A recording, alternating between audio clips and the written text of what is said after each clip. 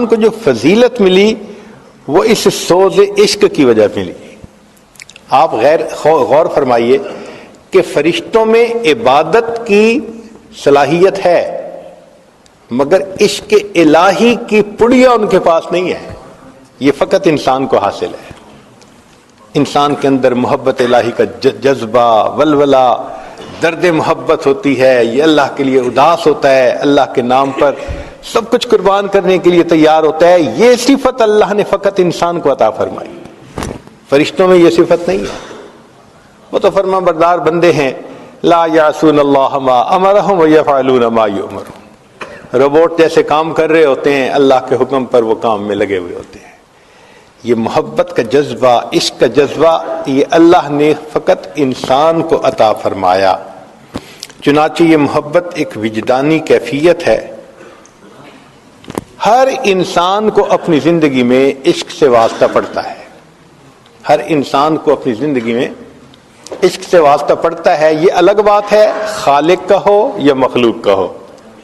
خالق کے عشق سے مراد وہ تمام محبتیں جو شریعت کے مطابق ہیں، اللہ کی محبت، نبی علیہ السلام کی محبت، صحابہ کی، اولیاء کی، ماں باپ، میاں بیوی، یہ تمام محبتیں جو شریعت میں جائز ہیں، ان کو اللہ کی محبت کہتے ہیں۔ اور جو دائرہ شریعت سے ہٹ کر ہیں، نفسانی، شیطانی، شہوانی، ان کو مخلوق کی محبت کہتے ہیں۔ تو واسطہ تو ہر بندے کو پڑتا ہے۔ دل بہر محبت ہے، محبت یہ کرے گا، لاکھ اس کو بچا تو یہ کسی پر تو مرے گا، پتھر سے ہو، خدا سے ہو یا پھر کسی سے ہو، آتا نہیں ہے چین محبت کیے بغیر۔ اس کی مثال یوں سمجھ لیجئے کہ یا تو کمرے کے اندر روشنی ہوگی، اگر روشنی نہ ہوئی تو اندھیرا ضرور ہوگا۔ اسی طرح یا تو انسان کے دل میں اللہ رب العزت کی محبت کی روشنی ہوگی، اگر وہ نہ ہوئی تو مخلوق کی محبت کا اندھیرا ضرور ہوگا۔ کوئی بندہ یہ نہیں کہہ سکتا کہ میرے دل میں تو کسی کا عشق ہے ہی نہیں۔ ہاں، اس کا فطری طور پر اس کا مادہ فطری طور پر ہر انسان کے خمیر میں رکھ دیا۔ جب ماحول مناسب ملتا ہے تو پھر وہ پھلتا پھولتا ہے۔ جیسے بیج ہوتا ہے نا، بیج کو مناسب زمین مل جائے، ماحول مل جائے تو درخت بن جاتا ہے، پھل پھول دیتا ہے۔ مناسب ماحول نہ ملے تو بیج الٹا مر جاتا ہے۔ اسی طرح محبت کا لفظ حبہ سے بنا ہے، اور حبہ عربی میں دانے کو کہتے ہیں، یہ دانے ہیں۔ اس کو اگر نیکی کا ماحول مل جائے تو انسان کے اندر اللہ کی محبت کا بیج وہ پھر پھل پھول دینے شروع کر دیتا ہے، نیکیوں کے اعمال ظاہر کرتا ہے۔ اور اگر ماحول مناسب نہ ملے تو یہ پھر بیج مر جاتا ہے۔ چنانچہ سمندر کے اندر جب چاند کی پہلی تاریخ ہوتی ہے تو سمندر بالکل کام اینڈ کوائٹ ہوتا ہے، کوئی لہریں نہیں ہوتی۔ لیکن جب 14ویں کا چاند ہوتا ہے نا تو مد جزر ہوتی ہے، ہائی ٹائیڈ اس کو کہتے ہیں۔ حتیٰ کہ اس کے باقاعدہ اسکیجول بنے ہوئے ہیں، اور جو بحری جہاز چلتے ہیں وہ اس کا خیال رکھ کے چلتے ہیں کہ ایسا نہ ہو کہ کہیں ہائی ٹائیڈ میں جہاز کسی ایکسیڈنٹ کا شکار نہ ہو جائے، ڈوب جاتے ہیں جہاز۔ تو دیکھیے، جب چاند پوری آب و تاب پہ ہوتا ہے تو سمندر کا پانی اچھلتا ہے۔ کیوں اچھلتا ہے؟ اس کی لہریں ہوتی ہیں، مقناطیسی لہریں، اس کی گریویٹیشنل فورس ہوتی ہے، وہ کھینچتی ہے۔ تو جس طرح چاند کی مقناطیسی لہریں سمندر کے پانی کو اپنی طرف متوجہ کرتی ہیں، اسی طرح اگر چاند سامنے ہو، یہ چاند جیسی کوئی صورت سامنے ہو تو بندے کے دل میں بھی پھر محبت کی لہریں اٹھتی ہیں۔ اب یہاں سے ایک اشکال کا پتہ چلا کہ ایک صحابی تھے سیدنا حذیفہ رضی اللہ تعالیٰ، ایک دن اپنے گھر میں تھے، کہنے لگے نافق حنظلہ، حنظلہ منافق ہو گیا، اور یہ کہتے ہوئے نبی اسلام کی خدمت میں چل پڑے۔ راستے میں صدیق اکبر ملے، پوچھا کیا حال ہے؟ کہنے لگے نافق حنظلہ. بھائی کیوں؟ کہ جو نبی علیہ الصلوۃ والسلام کی مبارک صحبت میں دل کی کیفیت ہوتی ہے، گھر جاتے ہیں تو وہ نہیں ہوتی، تو یہ تو منافقت ہے، یہ تو درنگی ہے. تو صدیق اکبر کہنے لگے کہ ہاں یہ تو ہمارے ساتھ بھی ہوتا ہے، اور پوچھتے ہیں. چنانچہ نبی علیہ السلام کی خدمت میں حاضر ہوئے. اے اللہ کے حبیب صلی اللہ علیہ وسلم، ہمارے ساتھ یہ معاملہ. نبی علیہ الصلوۃ والسلام نے فرمایا حذیفہ، جو کیفیت میری صحبت میں تمہارے دل کی ہوتی ہے، اگر ہر وقت رہے تو فرشتے راستہ چلتے تم سے مصافحہ کرنے لگ جائیں. یہ تو گاہے گاہے کہیں کہیں ہوتی ہے. تو یہاں تک تو بات سمجھ آ گئی. اب علماء نے لکھا کہ دیکھیں صحابہ رضوان کی کیفیت میں کوئی فرق نہیں تھا کہ وہاں محبت زیادہ تھی، گھر آ کے محبت کم تھی. فرق یہ تھا کہ جب نبی علیہ الصلوۃ والسلام کی صحبت میں جاتے تھے تو وہاں حسن کا چاند سامنے ہوتا تھا، تو صحابہ کے دل میں مد و جزر ہوتی تھی محبت کی. اور جب گھروں میں آ جاتے تھے تو جیسے پہلی تاریخ کو سمندر کام انکوائٹ ہوتا ہے، دل کی وہ کیفیت ہو جاتی تھی. یہیں سے ایک مسئلہ اور بھی واضح ہوا. امام شافعی رحمۃ اللہ علیہ فرماتے ہیں الایمان یزید و ینقص، اور امام اعظم ابو حنیفہ رحمۃ اللہ علیہ فرماتے ہیں الایمان لا یزید ولا ینقص. اب دونوں حضرات نے اپنے اپنے دلائل دیے. امام شافعی رحمۃ اللہ فرماتے ہیں کہ اس کی کمیت بڑھتی بھی ہے گھٹتی بھی ہے، اور اس پہ انہوں نے دلائل دیے ہیں. امام اعظم رحمۃ اللہ نے فرمایا نہیں، مقدار وہی رہتی ہے، اس کی کیفیت گھٹتی بڑھتی ہے. چنانچہ امام اعظم رحمۃ اللہ علیہ کی جو بات تھی اس کو علماء نے کہا کہ وہ زیادہ ٹھوس تھی، اضبط تھی مضبوط کی بجائے. اور اس کی بھی یہی دلیل تھی کہ امام صاحب کہتے ہیں کہ جس طرح سمندر کا پانی پہلی تاریخ کو بھی مقدار میں اتنا ہی ہوتا ہے اور 14 تاریخ کو بھی مقدار میں صرف مد و جزر کا فرق ہوتا ہے. یہی ایمان کی کمی بیشی ہے کہ انسان اپنی ایمان کی کیفیت میں کبھی کمی اور بیشی محسوس کر رہا ہوتا ہے، مقدار میں کمی بیشی نہیں ہوتی، وہ وہی ہوتی ہے. اس لیے شریعت نے کہا کہ تم اپنی نگاہوں کی حفاظت کرو. جو نگاہوں کی حفاظت کرے گا یقیناً وہ پاک دامنی کی زندگی گزارے گا.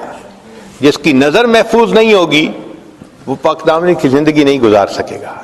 امام اعظم امام ربانی مجدد ثانی رحمۃ اللہ نے لکھا ہے کہ آنکھ کا دیکھنا ابتدا ہے اور پھر زنا کا ارتکاب یہ اس کی انتہا ہے. جو انتہا سے بچنا چاہتا ہے اسے ابتدا سے بچنا پڑے گا، نہیں بچے گا تو پھر انتہا تک بھی پہنچ جائے گا. اس لیے فرمایا قل للمؤمنین یغضوا من ابصارہم، ایمان والوں سے کہو اپنی نگاہوں کو نیچا رکھیں. اس پر کسی شاعر نے شعر کہا کہ جس غذا میں بھی ہو نمک شامل واجب الاحتیاط ہوتی ہے. بعض غذائیں ہوتی ہیں نا ان میں نمک ہوتا ہے، تو نمک ہونے کی وجہ سے وہ بلڈ پریشر والے بندے کو نقصان دیتی ہیں، ہائی بلڈ پریشر کر دیتی ہیں. تو ڈاکٹر لوگ کہتے ہیں کہ بھئی آپ سالٹ استعمال نہ کریں. تو اس پر شاعر نے شعر کہا کہ جس غذا میں بھی ہو نمک شامل واجب الاحتیاط ہوتی ہے، جن کی صورت میں ہو نمک شامل واجب الاحتیاط ہوتے ہیں. کچھ صورتیں بھی ہوتی ہیں ان میں بھی نمکین صورتیں ہوتی ہیں. نمکین کیوں کہا؟ کہ بار بار دیکھنے کو دل کرتا ہے. میٹھا بار بار نہیں کھانے کو دل کرتا، میٹھے سے بندہ تنگ آ جاتا ہے. چنانچہ ہم بچپن میں اپنے اسکول میں انگریزی کی کتاب میں سٹوری پڑھتے تھے. ایک بادشاہ کی کئی بیٹیاں تھیں، اس نے پوچھا کہ کون مجھ سے زیادہ محبت کرتا ہے. کسی نے کہا میں شہد کی طرح، کسی نے کہا میں مٹھاس کی طرح، کسی نے کوئی میٹھی چیز. سب نے میٹھی چیزوں کا تذکرہ کیا. ایک بیٹی نے کہا ابو مجھے آپ سے محبت ہے نمک کی طرح. تو باپ کو بڑا غصہ آیا، اس نے اس کو سزا دی. خیر سزا اس نے برداشت کر لی. پھر ایک وقت آیا کہ سب بچیوں کی شادی ہو گئی. اب جب شادی ہو گئی تو ایک دن بادشاہ اپنی اس بیٹی کے گھر آیا جس سے اس کو کہا تھا کہ مجھے آپ سے نمک کی طرح محبت ہے. تو خیر بچی نے اپنے باپ کے لیے بہت درجنوں کھانے بنائے، سب میٹھے. خیر ایک وقت تو اس نے کھا لیے کھانے. جب دوسری دفعہ پھر میٹھا، وہ تنگ آ گیا، کہنے لگا بیٹی ہر وقت تو میٹھا نہیں کھایا جاتا، نمک کھانے کو دل کرتا ہے۔ کہنے لگے ابا جان میں نے کیا کہا تھا؟ ساری عمر نمکین کھانا کھاتے رہیں گے، تنگ نہیں ہوں گے، میٹھے سے تنگ ہو جائیں گے، نمک سے تنگ نہیں ہوں گے۔ تو نمکین چیز کو بار بار کھانے کو دل کرتا ہے۔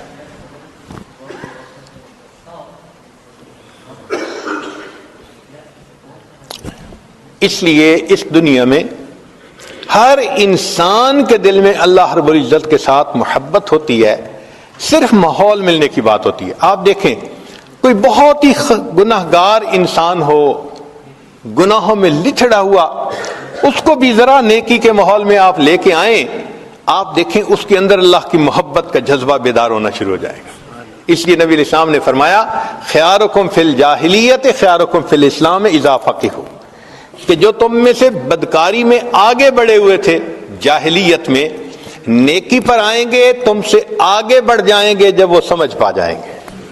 تو جذبہ تو اندر ہوتا ہے نا بندے کے، تو یہ محبت کا جذبہ اللہ رب العزت نے ہر بندے کے دل میں رکھا، صرف اس کو مناسب ماحول ملنے کی ضرورت ہوتی ہے۔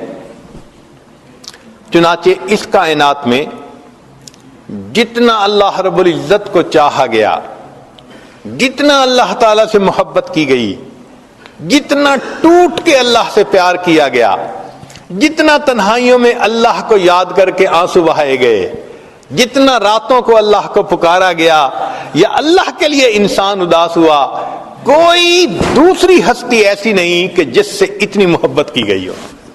یہ فقط اللہ کی شان ہے۔ ہم ہوئے، تم ہوئے کہ میر ہوئے، اس کی زلفوں کے سب اسیر ہوئے، سب اللہ کے چاہنے والے ہیں۔ ندان نما گل خنداں چ رنگ بو دارد، کہ مرغ ہر چمنے گفتگوے او دارد۔ میں نہیں جانتا کہ اس مسکرانے والے پھول کی رنگ اور خوشبو کیسی ہے کہ باغ کے ہر پرندے کو میں نے اسی پھول کی گفتگو کرتے ہوئے سنا ہے۔ تو اللہ رب العزت کا بھی یہی معاملہ، جتنے آپ سب حضرات یہاں آئے بیٹھے ہیں، اللہ کی محبت آپ کو کھینچ کے لائی ہے۔ ہر بندے کے دل میں ہوتی تو ہے نا، ہاں کم یا زیادہ یہ الگ چیز ہے۔ اب دیکھیے پانی، اگر آپ گرمی کے موسم میں ٹیپ واٹر کو لیں، آپ کہیں گے جی ٹھنڈا پانی ہے، مجھے گرم چاہیے۔ اب عام حالات میں برف کے بغیر تھا تو اس کو گرم کہا، پھر ایک وہ بھی پانی گرم ہوتا ہے جس سے ہاتھ دھلواتے ہیں، نیم گرم، اور ایک چائے کے لیے بھی کھولتا ہوا پانی گرم۔ تو تینوں کے لیے لفظ تو گرم کا استعمال ہوا، مگر ایک کم گرم تھا، ایک درمیانہ گرم تھا، ایک زیادہ گرم تھا۔ اسی طرح محبت ہر ایمان والے کے دل میں اللہ کی ہوتی ہے، جس نے بھی کلمہ پڑھا اس کے دل میں اللہ کی محبت موجود ہے۔ بس اتنا فرق ہے کہ کسی کے دل میں ذرا کم ہوتی ہے، کسی کے دل میں درمیانی ہوتی ہے، اور کسی کے دل میں بہت گرم ہوتی ہے، ٹھاٹھے مار رہی ہوتی ہے۔ یہیں سے فرق پڑ جاتا ہے۔ اور ان محفلوں میں، مسجدوں میں آ کے ہم نے اسی محبت کو اور بڑھانا ہوتا ہے، تاکہ ایک جذبہ محبت کا دل میں آ جائے اور انسان کے لیے پھر اللہ رب العزت کی عبادت کرنی آسان ہو جائے۔ اگر یہ محبت الہی انسان کے دل میں نہ ہو تو پھر انسان کی قیمت ہی کیا ہے؟ چنانچہ فرمایا کچھ اور ہی نظر آتا ہے کاروبار جہاں، نگاہ شوق اگر ہو شریک بے نائی، نگاہ شوق میسر نہیں اگر تجھ کو، تیرا وجود ہے قلب و نظر کی رسوائی۔ اگر انسان کے اندر عشق والی نظر ہی نہیں تو پھر اس کے اندر ہے کیا؟ پھر اس کو دوسرے جانداروں پر فضیلت کس لحاظ سے ہے؟ اسی لیے تو ہے کہ یہ اللہ رب العزت سے محبت کرتا ہے، اللہ رب العزت کے اوپر اپنی جان دیتا ہے۔ عقل و دل و نگاہ کا مرشد اولی ہے عشق، عقل و دل و نگاہ کا مرشد اولی ہے عشق، عشق نہ ہو تو شرع و دین بت قدائے تصورات۔ اگر دین سے محبت الہی کو نکال دیا جائے تو پیچھے چند تصورات کے اور کیا بچتا ہے؟ تو اصل چیز تو اللہ کی محبت ہے. یہ پوری شریعت کا نچوڑ ہے. چنانچہ مومن کی زندگی کو دیکھیں، اس میں عاشق کی تمام علامتیں پائی جاتی ہیں. مثلا کوئی بھی عاشق ہوگا، سب سے بڑی علامت کہ وہ بار بار محبوب کے گھر کی طرف چکر لگائے گا، اس کا گزارا نہیں ہوتا. مومن کو دیکھو، کم از کم دن میں 5 مرتبہ اپنے گھر سے اللہ کے گھر کی طرف، جیسے اذان سنی بھاگتا ہے، ایک نماز پڑھی دوسری اذان سننے کے لیے انتظار. نبی علیہ الصلوۃ والسلام فرمایا کرتے تھے ارحنی یا بلال، بلال میری آنکھوں کو ٹھنڈک پہنچا دے، اذان دے کر میرے دل کو ٹھنڈک دے دے. نبی علیہ الصلوۃ والسلام کو اذان اتنی اچھی لگتی تھی. چنانچہ سیدہ شریکہ لانا فرماتی ہیں کان رسول اللہ صلی اللہ علیہ وسلم یحدثنا ونحدثہ، کہ نبی علیہ السلام ہم سے گفتگو کر رہے ہوتے تھے، ہم نبی علیہ السلام سے گفتگو کر رہے ہوتے تھے، لیکن جیسے ہی اذان کی آواز آتی تھی کأنہ لم یعرفنا ولم نعرفہ، ایسے نبی علیہ السلام اذان کی آواز سن کے ہو جاتے تھے وہ ہمیں نہیں پہچانتے، ہم ان کو نہیں پہچانتے، بیگانہ ہو جاتے تھے. کیوں؟ اس وقت نماز کے لیے مسجد میں تشریف لے آتے تھے. ایک اور حدیث مبارکہ میں فرمایا کہ وَإِذَا سَمِعَ الْأَذَانَ كَأَنَّهُ لَا يَعْرِفُ أَحَدٌ مِّنَ النَّاسِ، نبی علیہ السلام ایسے ہوتے تھے کسی بندے کو پہچانتے ہی نہیں ہیں، جیسے بس محبوب کی آواز آ جاتی تھی کانوں میں، اللہ اکبر، اب ہر طرف سے ہٹ کٹ کے مسجد کی طرف جانے کی تیاری ہو جاتی تھی. تو مومن دن میں 5 مرتبہ اپنے محبوب کے گھر کی طرف وضو کر کے چلتا ہے. حدیث مبارکہ میں ہے جو وضو کر کے مسجد کی طرف چلے ایسا ہی ہے جیسے حاجی حج کا احرام باندھ کر اللہ کے گھر کی طرف جا رہا ہوتا ہے. تو دیکھو چکر لگے نا مسجد کے، اور مسجد میں آ کے پرسکون. المؤمن فی المسجد کالسمک فی الماء، جیسے پانی میں مچھلی پرسکون ہو جاتی ہے، مومن مسجد میں آتا ہے تو اس طرح پرسکون ہو جاتا ہے، چونکہ محبوب کا گھر ہے. یہاں اللہ رب العزت کی محبت کا جذبہ پورا ہوتا ہے. ہمارے اکابر نماز کو حاکم وقت کی بیگار سمجھ کے نہیں پڑھتے تھے.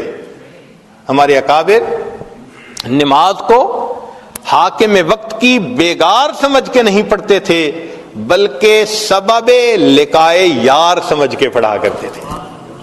تو اللہ سے ملاقات کا ذریعہ ہے. آج جن کو تعلق ہوتا ہے تھوڑی دیر بعد فون، پھر فون ہٹتا ہے، کچھ کام کیا نہ کیا دوبارہ پھر فون، یہ بار بار فون. کبھی فون کو دیکھ رہے ہوتے ہیں میسج آیا کہ نہیں آیا، کوئی مسڈ کال آئی کہ نہیں آئی. تو جس طرح محبوب کے فون کا انتظار ہوتا ہے، مومن کو اللہ رب العزت کے گھر پہنچنے کے لیے اذان سننے کا ایسے انتظار ہوا کرتا ہے.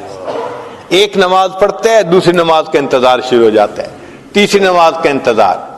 اور جب نماز پڑھتا ہے تو وہ تو پھر محبوب سے ہم کلامی اور ملاقات، محبوب کا دیدار ہوتا ہے. اس لیے نماز میں فرمایا ان تعبد اللہ کأنک تراہ فإن لم تکن تراہ فإنہ یراک، کہ اول تو نماز ایسے پڑھو جیسے تم اللہ کو دیکھتے ہو. یہ کیفیت حاصل نہیں تو کم سے کم ایسے پڑھو جیسے وہ تمہیں دیکھ رہا ہے. تو بھئی محبوب کے سامنے تو ہے نا. تو دن میں 5 دفعہ مشق کروائی کہ جیسے محبوب کے سامنے ہم محبوب کو دیکھ رہے ہیں، محبوب ہمیں دیکھ رہے ہیں. 5 مرتبہ اس مشق کو کر کے بھی انسان کا دل نہیں بھرتا. دل چاہتا ہے کہ اور زیادہ کے لیے پھر وہ نفلوں کو بہانہ بنا لیتے ہیں. چنانچہ کبھی تحیۃ الوضو، تحیۃ المسجد، کبھی اشراق، کبھی صلاۃ الضحیٰ، کبھی اوابین، کبھی تہجد. یہ تمام نوافل اصل میں محبت کے اس جذبے کو پورا کرنے کا ذریعہ ہوتے ہیں. ہم لوگ نوافل پڑھتے ہیں ثواب کی وجہ سے، بھئی اشراق پڑھ لو 1 حج 1 عمرے کا ثواب ملے گا، تو ہم تو ثواب کی خاطر پڑھتے ہیں. لیکن جو اللہ والے ہوتے ہیں وہ صرف ثواب کو سامنے نہیں رکھتے، وہ تو اللہ کی محبت میں ڈوب کے اس کی عبادت کر رہے ہوتے ہیں. کسی نے کیا اچھی بات کہی، بندگی سے ہمیں تو مطلب ہے، بندگی سے ہمیں تو مطلب ہے، ہم ثواب و عذاب کیا جانے، کس میں کتنا ثواب ملتا ہے، عشق والے حساب کیا جانے. محبت والوں کو کیا پتا کیا ثواب کتنا ہوتا ہے، وہ تو اللہ کی محبت میں پڑھ رہے ہوتے ہیں. حضرت شیخ عبد الواحد رحمۃ اللہ علیہ کے سامنے تذکرہ ہوا کہ جنت میں نماز نہیں ہوگی، وہ رونے لگ گئے. حضرت رو کیوں رہے ہیں؟ فرمانے لگے اگر جنت میں نماز نہیں ہوگی تو مزہ ہی کیا آئے گا. کتنا مزہ آتا ہوگا کہ فرماتے ہیں کہ جنت میں نماز نہیں ہوگی تو جنت میں مزہ ہی کیا آئے گا. مفتی حسن گنگوئی رحمۃ اللہ علیہ لمبا سجدہ کرتے تھے. کسی نے کہا کہ حضرت اتنا لمبا سجدہ؟ مان لے گے جب میں سجدہ کرتا ہوں میری کیفیت ایسی ہوتی ہے، میں نے اپنے آقا کے قدموں پہ سر رکھ دیا، میرا سر اٹھانے کو دل نہیں چاہتا.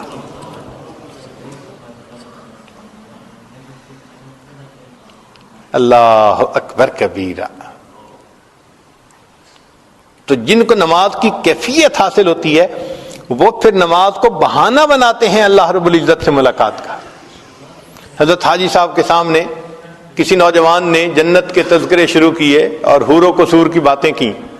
خاموشی سے سنتے رہے.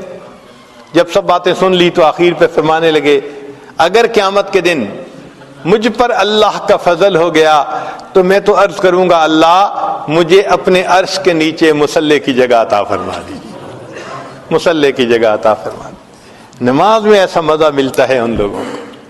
اللہ اکبر کبیرہ. اس لیے نماز اہتمام سے پڑھیں اور نوافل جہاں پڑھنے کا موقع ملے کبھی نہ چھوڑیں. نوافل جہاں پڑھنے کا موقع ملے اس کو نہ چھوڑیں. دو وجوہات ہیں.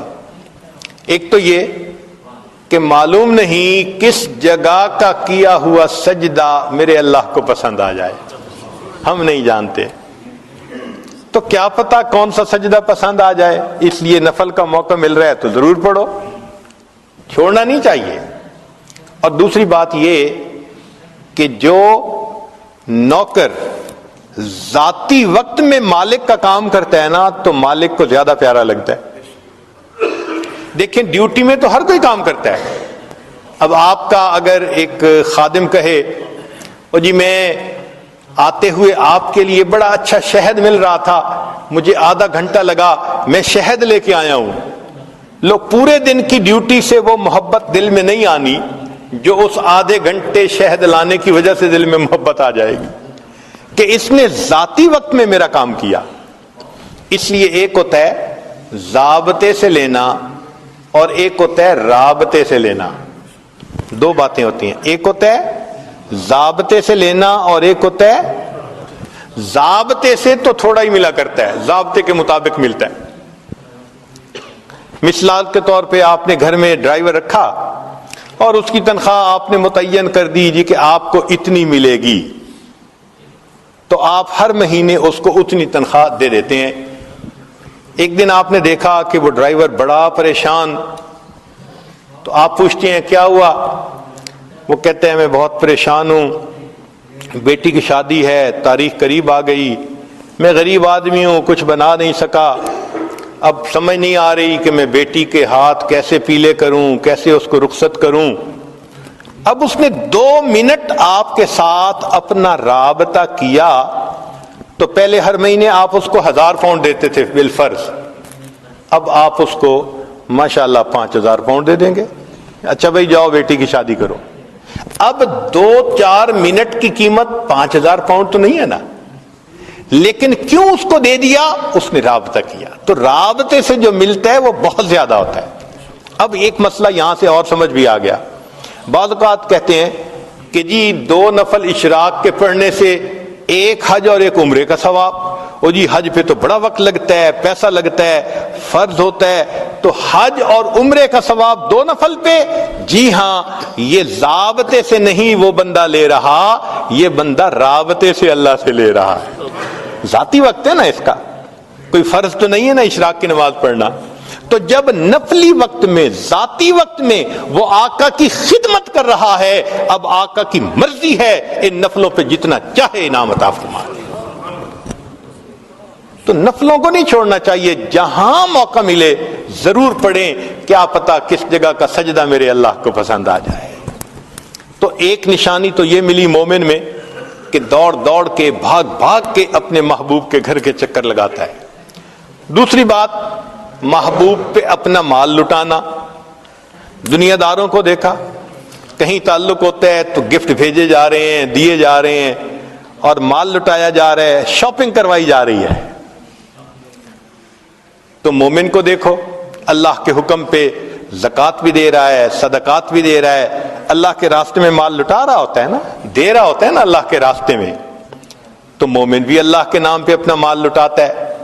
بلکہ حدیث مبارکہ میں ہے کہ جب رمضان کا مہینہ آتا تھا، اللہ کے محبوب صلی اللہ علیہ وسلم اپنے دونوں ہاتھوں سے مال اللہ کے راستے میں صدقہ فرمایا کرتے، اتنا صدقہ کرتے تھے اللہ کے راستے میں.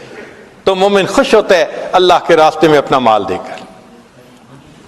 سیدنا ابراہیم علیہ السلام اپنے بکریوں کو چراتے ہوئے آ رہے ہیں، ایک آدمی قریب سے گزرا اور گزرتے ہوئے اس نے یہ پڑھا، سبحان ذی الملک والملکوت، سبحان ذی العزت والعظمت والہیبت والقدرت والکبریاء والجبروت.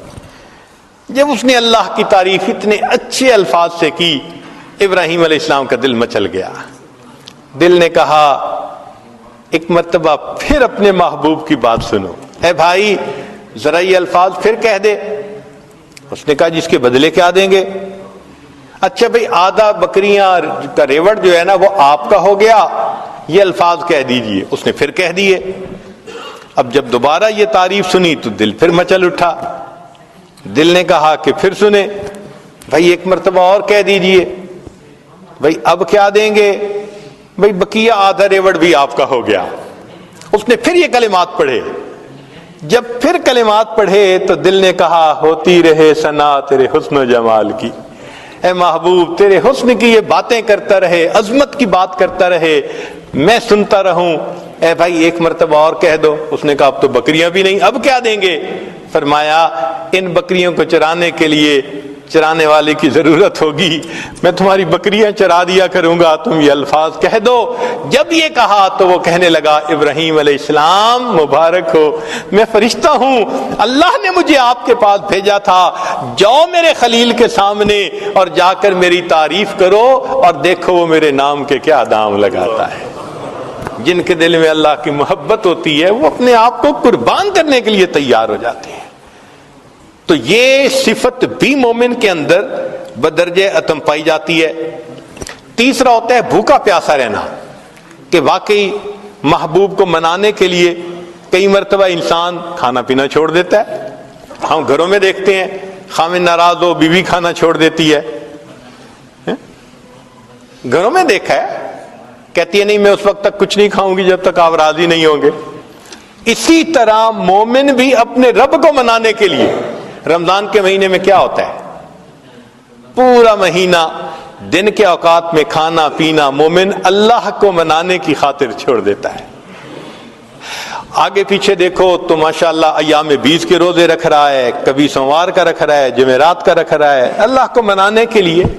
ہمارے اکابر تو روزے کی کافی کوشش کیا کرتے تھے، اہتمام کیا کرتے تھے، اہتمام کرتے تھے. تو یہ صفت بھی مومن کے اندر پائی جاتی ہے، اللہ کی خاطر بھوکا پیاسا رہنا. پھر ایک چوتھی صفت ہے کہ راتوں کو جاگنا. آپ دیکھیں جن کا کہیں نہ کہیں تعلق ہوتا ہے راتوں کو نیند نہیں آتی، رات کے 2 بجے بھی جاگ رہے ہوں گے، صبح کے وقت بھی جاگ رہے ہوں گے. بھئی نیند ہی نہیں آتی تو نیند روٹ جاتی ہے، نیند چلی جاتی ہے، راتوں کو جاگتے ہیں. ہمارے اکابر بھی اسی طرح کرتے تھے، اللہ کی محبت میں راتوں کو جاگتے تھے. بلکہ کتابوں میں لکھا ہے کہ ہمارے اکابر رات کے آنے کے اس طرح منتظر ہوا کرتے تھے جیسے دلہا دلہن سے ملاقات کے لیے رات کا منتظر ہوا کرتا ہے. ایسے وہ رات کے منتظر ہوتے تھے کہ ہم مصلی پہ آئیں گے، اپنے رب کی عبادت کریں گے. تذکرۃ الحفاظ میں ایک عجیب بات لکھی کہ ایک نوجوان تھا، حافظ قرآن تھا، اور اس کی عادت تھی کہ وہ رات کو عشاء کے بعد نوافل پڑھتا تھا اور تہجد تک قرآن پڑھتا رہتا تھا. یہ روز کی معمول تھا اس کا. اللہ کی شان دیکھیں کہ اس نے ایک دن نکاح کیا. جب نکاح کیا تو پھر بیوی کے پاس آیا بیوی سے بات چیت ہوئی تو بات چیت میں دونوں نے کہا کہ ہم ایسے کرتے ہیں کہ 2 رکعت نفل پڑھ کے اپنی ازدواجی زندگی کی پھر ابتدا کرتے ہیں. کہنے لگے ہاں بہت اچھا. چنانچہ خاوند نے بھی نیت باندھ لی, پیچھے بیوی نے بھی الگ نیت باندھ لی. اب بیوی نے تو جلدی سے 2 رکعت پڑھ لی اور انہوں نے جو تلاوت شروع کی تو چونکہ ایک معمول تھا پوری زندگی کا, وہ قرآن پڑھتے رہے, انہیں خیال ہی نہ رہا کہ کوئی میرے انتظار میں ہے. جب معمول کے حساب سے سلام پھیرا تو بیوی کو بیٹھے دیکھا تو بیوی نے کہا آپ خود بھی تھکے اور آپ نے مجھے بھی تھکا دیا. تو کہنے لگے اچھا ابھی تو میں فجر پڑھنے جا رہا ہوں, فجر کے بعد آؤں گا تو پھر ملیں گے. یہ کہہ کے آ گئے, فجر کی نماز پڑھی, فجر میں دوستوں سے ملاقات ہوگی. اب دوست تو پھر یار ہوتے ہیں نا, پوچھتے ہیں. کسی نے کہا سناؤ مہمان کو کیسے پایا, جھوٹ کا تو زمانہ نہیں تھا کہ جھوٹ بول کے کچھ کہہ دیتے. تو انہوں نے بتا دیا ابھی ملاقات نہیں ہوئی. تو کسی نے کہا تو کیسا مرد ہے, پہلی رات کہتے ہیں کہ بیوی سے ملاقات ہی نہیں ہوئی. تو جب انہوں نے تانا دیا تب اس نوجوان نے کہا کہ اللہ کی قسم میں نے 2 رکعت کی نیت باندھی تھی, قرآن کی لذت نے مجھے بات ہی بھلا دی کہ بیوی میرے انتظار میں بیٹھی تھی. تو اللہ والے بھی اللہ کی خاطر راتوں کو جاگتے ہیں. مجھ کو نہ اپنا ہوش نہ دنیا کا ہوش ہے, بیٹھا ہوں مست ہو کے تمہارے جمال میں, تاروں سے پوچھ لو میری روداد زندگی, راتوں کو جاگتا ہوں تمہارے خیال میں. اللہ کی یاد میں راتوں کو جاگ رہے ہوتے ہیں. اللہ کے حبیب صلی اللہ علیہ وسلم بھی راتوں کو اسی طرح جاگتے. سیدہ صدیقہ لانا فرماتی ہیں کہ نبی علیہ الصلوۃ والسلام تشریف لائے, میرے پاس لیٹ گئے, کچھ دیر بعد فرمانے گزری نہیں, اے عائشہ چھوڑ میں اپنے رب کی عبادت کرتا ہوں. پھر اللہ کے حبیب صلی اللہ علیہ وسلم مصلی پہ آئے, پھر اتنا روئے کہ آپ کے آنسو کے ٹپکنے کی آوازیں مجھے ایسے لگ رہی تھی جیسے بارش کے قطروں کی گرنے کی آواز ہوتی ہے.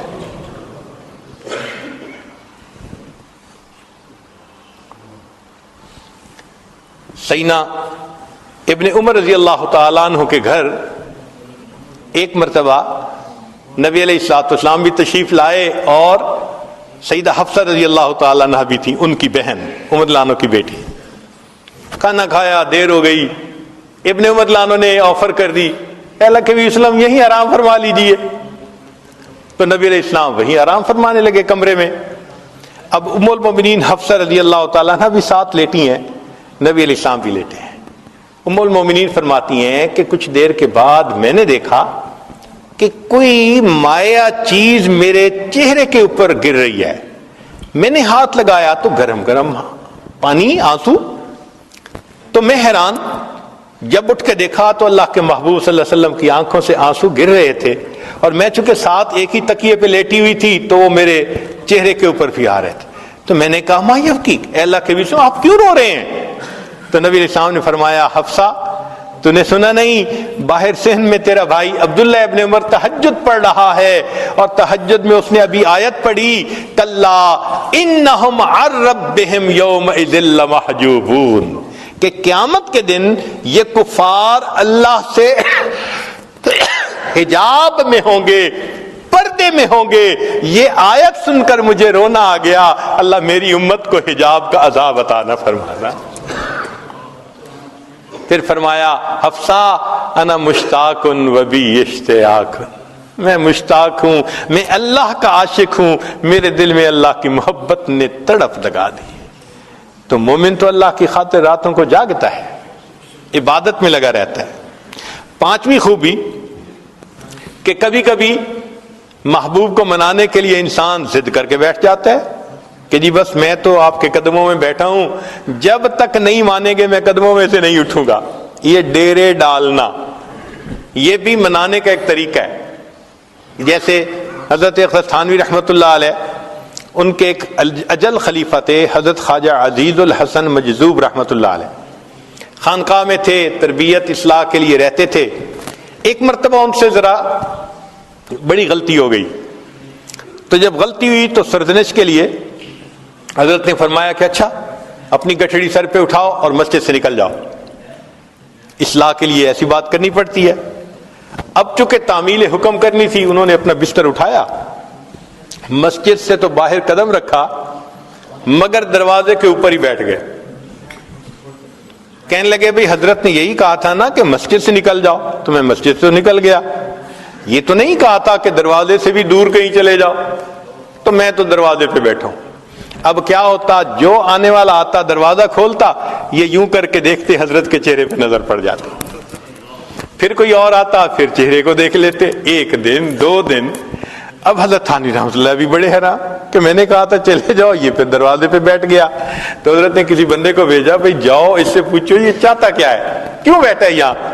تو جب اس نے جا کے پوچھا تو شاعر تھے نا, انہوں نے آگے شعر میں جواب دیا, اگر تو در نہ کھولے گا تو میں بھی در نہ چھوڑوں گا. اگر تو در نہ کھولے گا تو میں بھی در نہ چھوڑوں گا. حکومت اپنی اپنی ہے, ادھر تیری ادھر میری.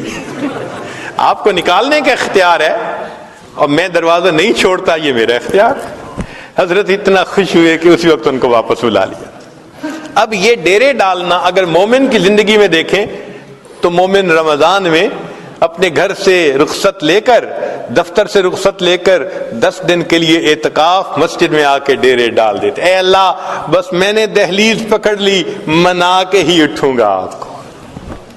تو دیکھیں وہ بھی نشانی پائی گئی کہ مومن اپنے رب کو منانے کے لیے کس طرح ڈیرے ڈال کے بیٹھ جاتا ہے. سبحان اللہ.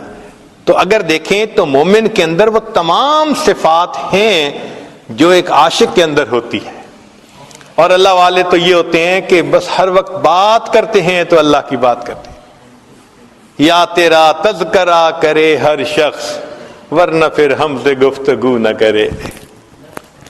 ان کا دل چاہتا ہے جو بات ہو بس اللہ ہی کی بات ہو, ایسے ان کا دل چاہتا ہے, کیونکہ اللہ تعالیٰ ان کے دل میں بس جاتے ہیں, اللہ ان کے دل میں آ جاتے ہیں, اللہ ان کے دل میں سما جاتے ہیں, بلکہ سچ بات کہوں اللہ ان کے دل میں چھا جاتے ہیں.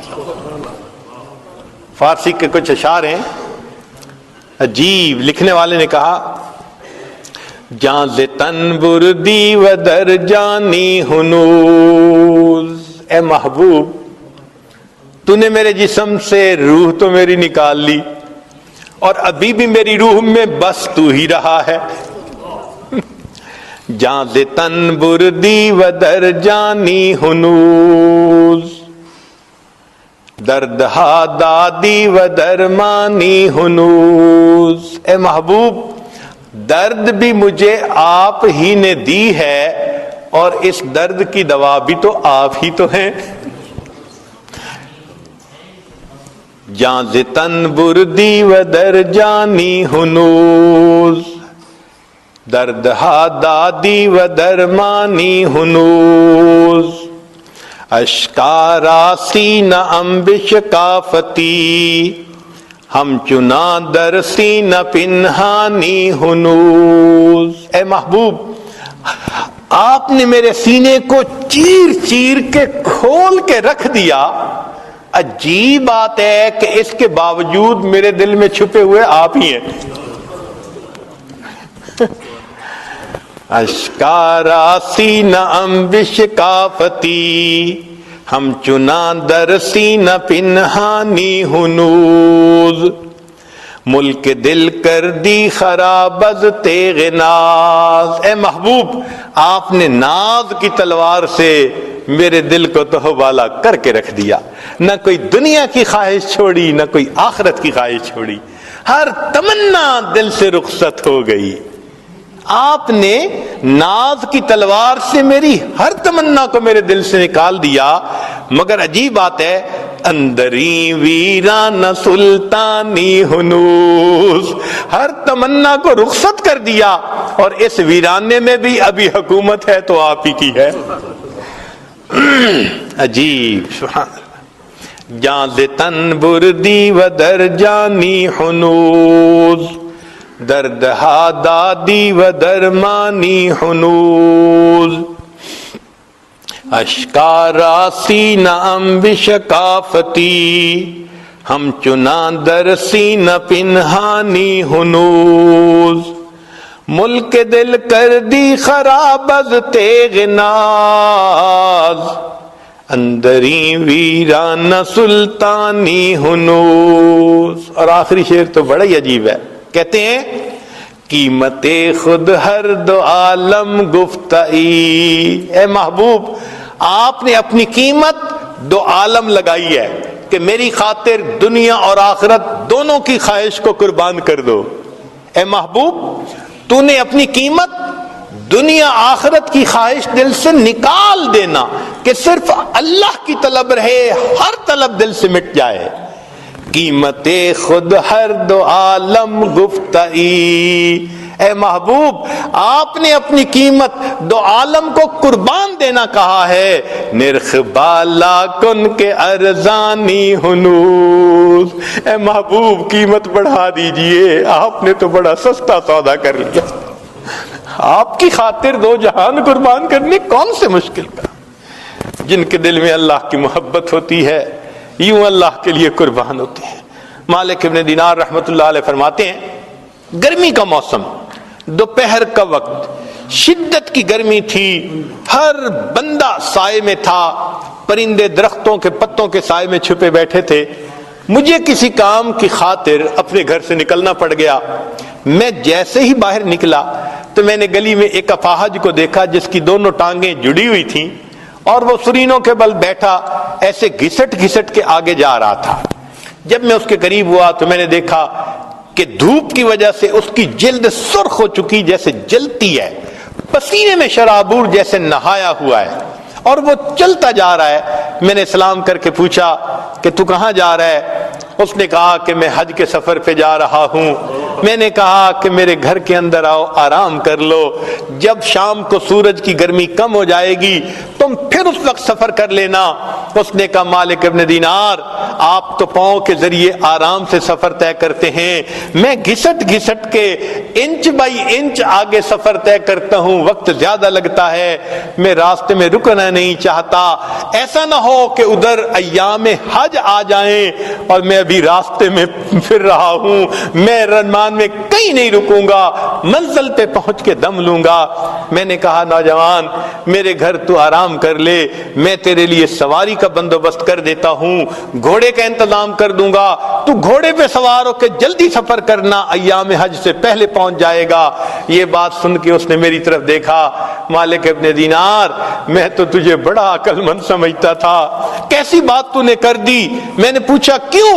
کہنے لگا یہ بتائیں اگر کوئی غلام اپنے مالک کو ناراض کر بیٹھے اور پھر معافی کے لیے مالک کے سامنے جانے کا ارادہ کرے, بتاؤ پیدل جانا اچھا لگتا ہے یا سواریوں پہ سوار ہو کے جانا اچھا لگتا ہے؟ میں سمجھ گیا یہ عاشق ہے, ادب ہے اس کے اندر.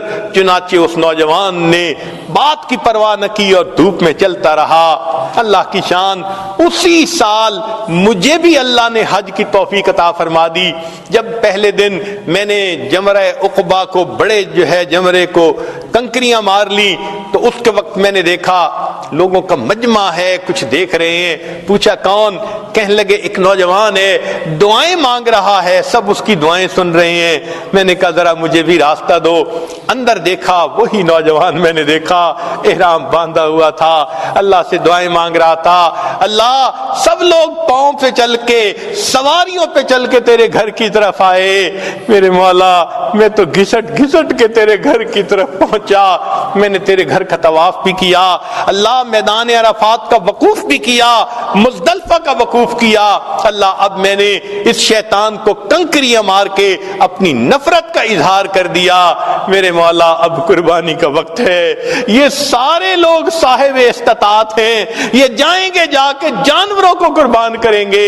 اللہ تو جانتا ہے میرے پاس احرام کے سوا کچھ نہیں. اللہ میں اپنی جان آپ کے نام پہ قربان کرنا چاہتا ہوں, اللہ مجھ سے جان کا نذرانہ لے لیجئے. یہ کہہ کے اس نوجوان نے کلمہ پڑھا اور وہیں پر فوت ہو گیا. جن کے دل میں اللہ کی محبت ہوتی ہے وہ تو اللہ کے نام پہ اپنی جانیں قربان کر دیتے ہیں. تو یہ اللہ کی محبت ہر انسان کے دل میں ہے, مگر اس کو بڑھانے کی ضرورت ہے. اللہ تعالی ہمیں بھی توفیق دے تاکہ ہم اس محبت کو بڑھائیں، ہمارے لیے پھر عبادت کرنا آسان، تلاوت کرنا آسان، نیکی کرنا آسان، گناہوں سے بچنا آسان۔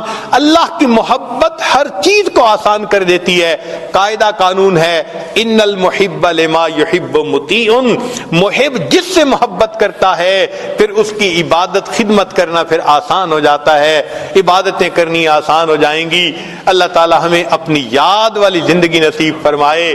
عربی کے کچھ اشعار ہیں، سن لیجئے، پھر یہ عاجز اپنی بات کو مکمل کر دیتا ہے۔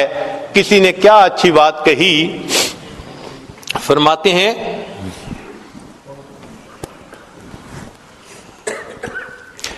واللہ ما طلعت شمس ولا غربت الا وانت فی قلبی ووسواسی، اللہ کی قسم کبھی سورج طلوع نہیں ہوا اور کبھی سورج غروب نہیں ہوا مگر اے محبوب میرے دل میں، میری سوچ دھیان میں تیری ہی تو ذات ہوتی ہے۔